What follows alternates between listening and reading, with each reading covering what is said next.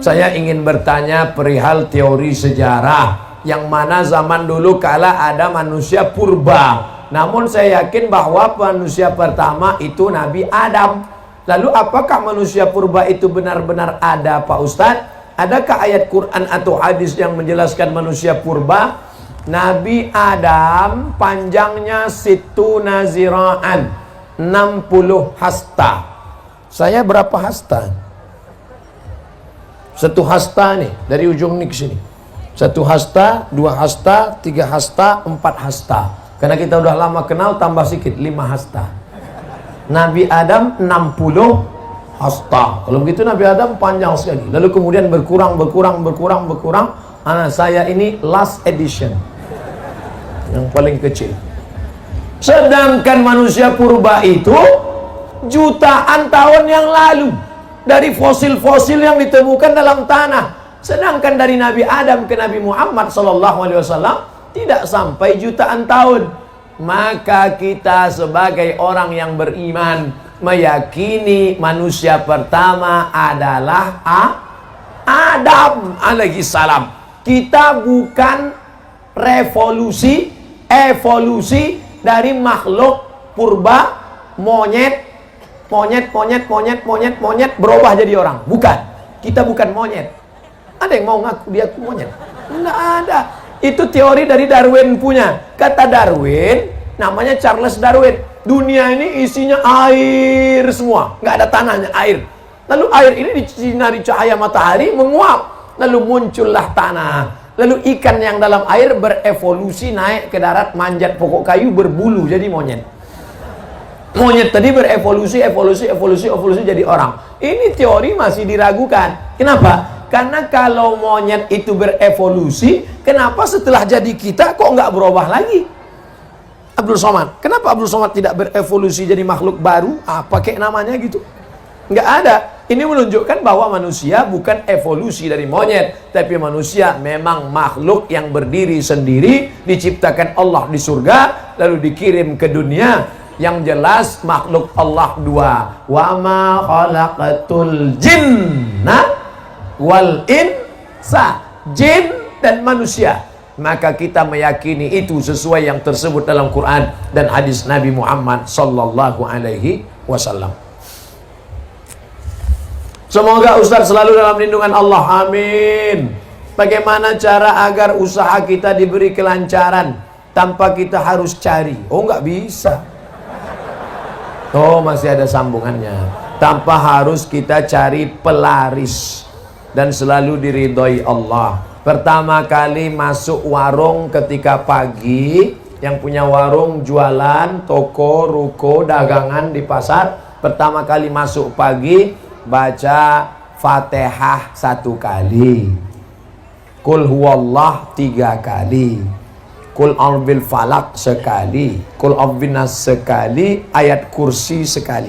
Saya ulang lagi, Fatihah 1 kali, Qul huwallah 3 kali, Qul a'udzu falak sekali, Qul a'udzu binas sekali, ayat kursi 1 kali. Waktu masuk pertama kali barang dagangan, masuk bismillahirrahmanirrahim, Fatihah sampai habis.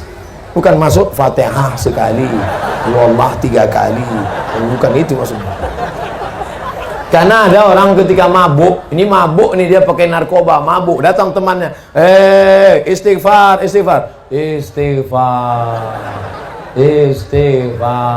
bukan itu. Kalau disuruh istighfar berarti Astaghfirullah Rabbal baraya, Astaghfirullah minal khataya. Nah, itu baca yang 5 tadi. Itu Ustadz dapatnya dari mana? Kebetulan saya diminta oleh alumni dari para habaib waktu Habib Umar bin Hafiz datang tahun lalu di Hotel Crown. Saya pembawa acara Habib Jin dan penerjemah Habib Umar bin Hafiz yang beri materi di hadapan pengusaha-pengusaha. Ada pengusaha yang nanya, Habib, kami ini bisnismen, gimana supaya lancar? Nah, itulah disampaikan Habib Umar bin Hafiz lengkap dengan ijazah. Pertama kali masuk baca Fatihah, Qul huwallahu 3 kali, Falaq sekali, Winas sekali, ayat kursi 1 kali. Ijazah dari beliau. Jangan lagi pakai mantra-mantra, masuk ke dalam mantra. Hai hantu segala hantu, setan segala setan. Datanglah, datang. Orang yang menjual jiwanya kepada iblis sudah terjadi.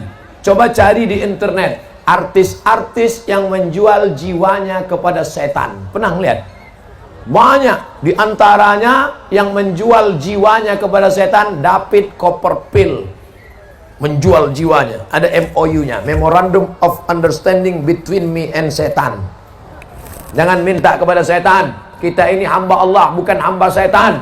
Jangan minta kepada dukun, jangan minta kepada, tapi mintalah doa kepada para habaib, kepada para tuan guru, dan kepada para ulama. Mudah-mudahan kita mendapatkan keberkahan hidup dunia dan di akhirat. Assalamualaikum Pak Ustadz. Waalaikumsalam. Bagaimana membimbing hati agar sabar dan taat dalam menanti seorang anak? Ustadz Somad, saya sudah nikah sebelum tahun 10 tahun belum punya anak. Berapa lama? 10 tahun. Nabi Ibrahim baru punya anak Ismail, umurnya 86 tahun. Kamu baru 10 tahun. Tunggu 76 tahun lagi. Doanya Rabbi habli minas salihin. Nabi Ibrahim berdoa 86 tahun baru dikabulkan Allah.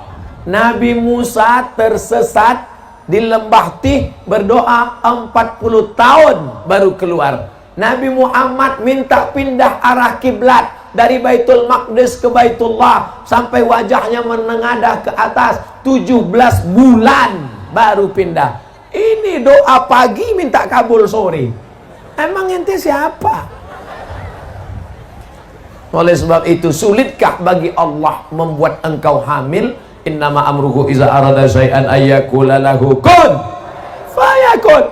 Sudah diponis ini istri mandul, namanya Sarah. Sarah nggak mungkin punya anak, mandul, sudah tua.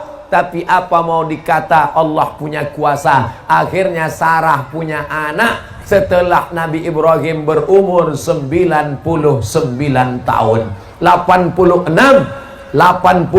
99 tahun jarak antara Ismail dengan Ishak, 13 tahun. 86 tambah 13, 99. Semua orang mengatakan Sarah mandul, gak mungkin punya anak. Ibrahim nikah sama Hajar, Hajar melahirkan anak Ismail, Sarah melahirkan anak Ishak. Allah punya kuasa. Oleh sebab itu jangan buka cabang dulu. Mana tahu yang pertama ini melahirkan. Kita doakan, mudah-mudahan wala aziban illa zawajtah, yang belum menikah mudah-mudahan ditemukan jodohnya. Wala raghiban illa anjabatah, yang ingin punya anak diberikan anak yang soleh dan solihah. Mudah Allah memberikan anak, saudaraku. Sebetulnya Allah hanya ingin melihat engkau bermunajat di tengah malam berdoa. Orang dulu anaknya 10, pulang dari bajak sawah, makan ikan asin, sambal teri, mati lampu, lahir 10.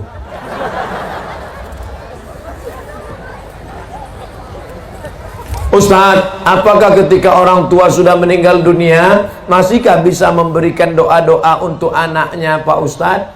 Orang tua sudah meninggal dunia, apakah dia masih bisa berdoa kepada Allah untuk orang yang masih hidup? Iza matal insan, kalau manusia mati, inqoto'a, putus amalnya. Maka menurut ulama yang putus amalnya itu adalah amal taklifi. Itu maknanya. Yang putus itu amal taklifi. Orang meninggal tidak wajib sholat, orang meninggal tidak wajib puasa, orang meninggal tidak wajib umroh kalau mampu, orang meninggal tidak wajib bayar zakat. Tapi bahwa setelah meninggal dia beramal, maka dia tetap beramal. Mana contohnya?